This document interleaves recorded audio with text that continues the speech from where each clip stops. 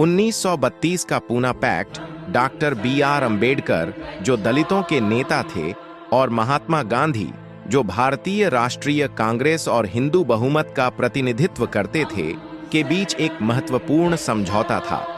यह समझौता ब्रिटिश सरकार के प्रस्ताव, जिसे कम्युनल अवार्ड कहा जाता था, के जवाब में हुआ था।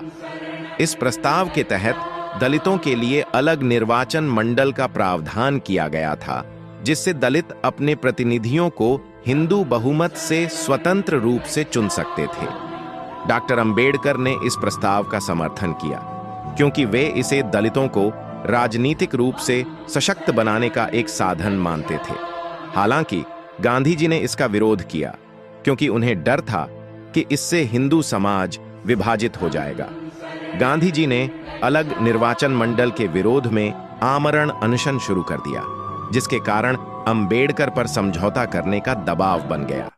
पूना पैक्ट के तहत अलग निर्वाचन मंडल का विचार छोड़ दिया गया और इसके बजाय सामान्य निर्वाचन क्षेत्रों के भीतर दलितों के लिए आरक्षित सीटों की व्यवस्था की गई।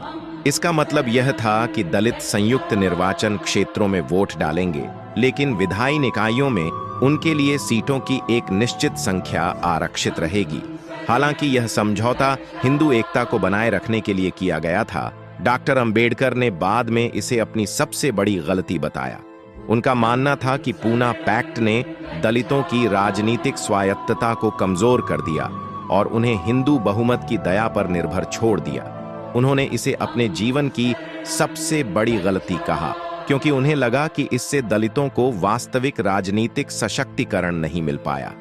अंबेडकर की निराशा इस विश्वास से उपजी थी कि आरक्षित सीटों की व्यवस्था दलितों की वास्तविक प्रतिनिधित्व सुनिश्चित नहीं करेगी और न ही उनके सामाजिक उत्पीड़न को दूर करेगी। उन्होंने तर्क दिया कि अलग निर्वाचन मंडल के बिना दलित प्रतिनिधि प्रभावशाली जाति समूहों के प्रभाव में रहेंगे और अपने समुदाय के अधिकारों के लिए प्रभावी ढंग से आवाज नहीं उठा पाएंगे।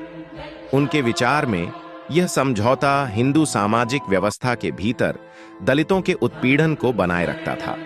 पूना पैक्ट भारतीय इतिहास का एक विवादास्पद अध्याय बना हुआ है, जो अंबेडकर और गांधी के बीच के विचारधारात्मक मतभेदों को उजागर करता है। जहां गांधी जी ने हिंदू एकता और सामाजिक सद्भाव को प्राथमिकता दी, वहीं अंबेडकर ने दलितों के लिए राजनीतिक अधिकार और गरिमा सुनिश्चित करने पर ध्यान केंद्रित किया।